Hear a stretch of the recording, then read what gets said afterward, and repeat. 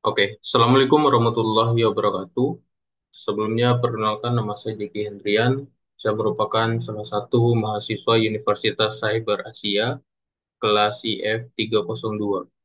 Oke, di video kali ini, saya akan membahas tentang tugas UTS dari mata kuliah pemrograman PLSQL dengan dosen pengampu, yaitu Bapak Catur Nugroho, Eskom Mkom. Oke, di tugas UTS kali ini diminta untuk membuat database ya di mana kita menggunakan aplikasi PostgreSQL atau PGAdmin 4 yang akan kita gunakan, di mana untuk aplikasinya sendiri sudah saya install ya di laptop saya sendiri. Oke, jadi nanti untuk pembahasan di beberapa menit ke depan, kita akan membahas tentang beberapa poin berikut. Yang pertama mulai dari latar belakang, apa yang latar belakang kenapa kita membuat ya database database menggunakan PostgreSQL. Terus introduction database dan PostgreSQL itu sendiri apa dan digunakan untuk apa ya, fungsinya apa. Terus query dan outputnya nanti. Jadi nanti dalam membentuk atau nge-create database itu ada yang namanya query dan ada yang namanya output output dari query yang sudah dibuat. Terus kita akan membuat database pada PostgreSQL. Selanjutnya membuat table, di mana kita akan membuat table di dalam database yang kita buat sebelumnya. Terus bagaimana cara mengupdate database? Selanjutnya bagaimana nanti mengganti nama field pada table, terus mengurutkan data pada database, di mana kita di sini menggunakan metode ascending ya. Jadi dia tuh ada dua, ascending dan descending. Terus terakhir ada summary. Oke, pertama kita bahas dulu latar belakang ya, kenapa kita membuat database itu sendiri. Nah, jadi latar belakang pembuatan database itu sendiri, jadi dia di latar belakangi oleh pengelolaan data yang efektif, itu merupakan salah satu aspek penting ya dalam manajemen inventaris atau inventory, terutama pada perusahaan yang memiliki kebutuhan untuk mengelola stok barang secara sistematis.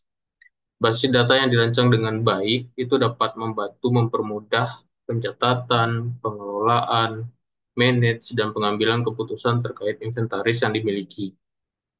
Database gudang, di mana nanti kita akan membuat database dengan nama database-nya itu adalah gudang, itu dirancang menggunakan aplikasi PostgreSQL untuk mendukung pencatatan dan pengelolaan data barang secara sistematis. Dengan tabel barang, nah ini tabel yang akan kita buat nanti sebagai inti atau isi dari sistem ini, itu mencakup informasi seperti kode, stok, harga, dan detail barang lainnya. Nah, pemanfaatan PostgreSQL ini itu memastikan data tersimpan dengan aman, mudah diakses, dan mampu mendukung kebutuhan manajemen inventaris secara akurat dan efisien tentunya. Oke, pertama kita harus tahu dulu apa itu database dan PostgreSQL. Nah, database. Di sini database merupakan kumpulan data yang terorganisir secara sistematis dan dapat diakses, dikelola, serta diperbarui atau diupdate dengan mudah. Basis data yang dirancang untuk menyimpan informasi dalam format yang terstruktur tentunya. Nah, sehingga mempermudah pengguna atau user untuk melakukan pencarian, analisis, dan pengelolaan data sesuai kebutuhan. Nah, contoh data yang disimpan meliputi informasi pelanggan, inventaris barang, dan transaksi keuangan lainnya. Oke, apa itu PostgreSQL? Nah, PostgreSQL inilah yang kita gunakan untuk ngedevelop atau membuat database itu sendiri. Jadi PostgreSQL adalah Relational Database Management System atau RDBMS. Ini bersifat open source ya, yang andal dan mendukung atau support standar SQL. Jadi PostgreSQL ini dikenal dengan skalabilitas, di mana skalabilitasnya itu kemampuan menangani transaksi yang kompleks, serta fitur-fitur canggih seperti dukungan JSON, replikasi, dan pengelolaan data geografis. Dirancang untuk mendukung berbagai kebutuhan aplikasi, PostgreSQL digunakan secara luas pada aplikasi perusahaan, pengelolaan data besar atau big data, dan sistem berbasis web lainnya. Oke, selanjutnya kita bahas terkait query dan output. Jadi query itu eh, query yang digunakan pada PostgreSQL itu merupakan perintah yang digunakan, perintah atau komen yang digunakan untuk berinteraksi dengan database. Query memungkinkan pengguna atau user untuk menjalankan operasi seperti menyisipkan atau arsip, memperbarui, menghapus, atau mengambil data dari tabel. Nah, query ditulis menggunakan struktur query language atau SQL dengan sintaks yang mendukung operasi dasar hingga kompleks sesuai dengan kebutuhan manajemen data itu sendiri. Nah, selanjutnya output. Jadi setelah kita masukkan komen, berarti ada output yang diperoleh gitu. Nah, output pada PostgreSQL itu merupakan hasil dari eksekusi query tadi yang diberikan. Nah, output dapat berupa data yang ditampilkan ke pengguna atau ke user seperti hasil dari perintah select, pesan konfirmasi seperti insert 01 untuk perintah penyisipan, atau laporan error jika terjadi kesalahan. Nah, format output itu tergantung pada jenis query dan cara PostgreSQL digunakan, baik melalui interface baris perintah atau PSQL atau aplikasi lainnya. Nah, ini contohnya ya. Contoh query dan ini untuk contoh output dari query yang di sini. Sini kita contohnya membuat table. Ini field header dari table itu sendiri. Oke, selanjutnya kita coba membuat database pada PostgreSQL.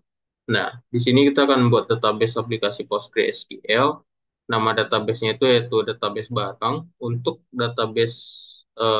membuat database itu sendiri kita bisa memasukkan query-nya seperti komen di bagian sini, atau kita bisa klik pada bagian databases, lalu kita klik kanan, terus create database, nanti kita diminta untuk mengisi nama database itu sendiri dan parameter lainnya. Nah, itu cara membuat database ya. Nah, outputnya seperti ini. Setelah kita masukkan query atau membuat create database tadi, maka akan muncul outputnya seperti ini. Maka akan terbentuk database dengan nama database-nya itu adalah gudang. Oke, selanjutnya membuat tabel pada PostgreSQL. Nah, di sini kita akan membuat tabel ya di dalam database yang sudah kita buat sebelumnya. Nah, dalam membuat tabel di sini itu terdapat beberapa tipe data yang perlu kita inputkan seperti char, varchar, integer, primary key, dan not null. Nah, char itu sendiri merupakan tipe data untuk menyimpan teks dengan panjang tetap. Contoh char itu 10. Nah, berarti selalu menyimpan 10 karakter. Selanjutnya varchar merupakan tipe data untuk menyimpan teks dengan panjang variabel hingga batas tertentu. Contohnya itu varchar misalkan 50. Jadi dia menyimpan teks hingga 50 karakter. Nah, di sini ada integer. Nah, integer ini merupakan tipe data untuk menyimpan angka bulat atau tanpa desimal. Nah, selanjutnya ada primary key. Constraint yang menetapkan kolom atau kombinasi kolom sebagai identitas unik untuk setiap baris dalam tabel itu sendiri. Nah, selanjutnya apa sih itu not null gitu. Nah, not null itu sendiri adalah constraint yang memastikan kolom tidak boleh memiliki nilai kosong atau nol. Nah, di sini untuk query yang kita gunakan dalam proses pembuatan table pada database itu kita sendiri. Nah, pertama kita di sini ada beberapa komen. Create table, terus database-nya barang, nama nama tablenya adalah barang. Terus di sini kita masukkan beberapa field yang kita butuhkan, contohnya seperti kode barang, di mana dia menggunakan char. Terus primary key, nama barang, field nama barang, ada field harga barang, dan field jumlah. Nah, di sini dia memiliki tipe data tersendiri, ada varchar, ada char, varchar, integer, dan primary key, dan not null. Nah, di bagian sini itu merupakan untuk kita buat isi dari tabel itu sendiri. Isi yang akan kita masukkan. Nah, insert into barang, jadi kita memasukkan beberapa parameter ini ke dalam tabel yang sudah kita buat sebelumnya. Mulai dari kode barang, nama barang, harga barang, dan jumlah. Nah, ini value-nya. Dan mulai dari kode barang tadi, terus ada nama barangnya, harga barangnya, serta di paling terakhir itu adalah jumlah atau stok. Nah, berikut untuk outputnya itu sendiri. Nah, ini header yang kita buat sebelumnya, terus ini isi dari table yang sudah kita buat sebelumnya. Oke, update database. Nah, di sini kita menggunakan perintah update ya untuk merubah nilai harga barang baju kotak-kotak menjadi harganya itu 99.000, di mana harga sebelumnya adalah 100.000. Jadi kita mau update nih, misalkan kita punya diskon, kita perlu update harga barang itu sendiri. Jadi kita bisa menggunakan perintah update. Jadi kita masukkan query-nya menggunakan perintah update. Nah, berikut untuk query yang kita gunakan adalah update, terus nama tabelnya, set harga barangnya itu sendiri ke harga yang kita mau set. Terus di mana ini berarti field yang mau kita update tuh di di kolom mana. Terus kita menggunakan di sini kode barang saja ya, yang lebih unik. Nah, untuk outputnya maka harga barang dari baju kotak-kotak itu akan berubah dari 100.000 menjadi 99.000. Nah, itu untuk update. Selanjutnya kita mengganti nama field pada table.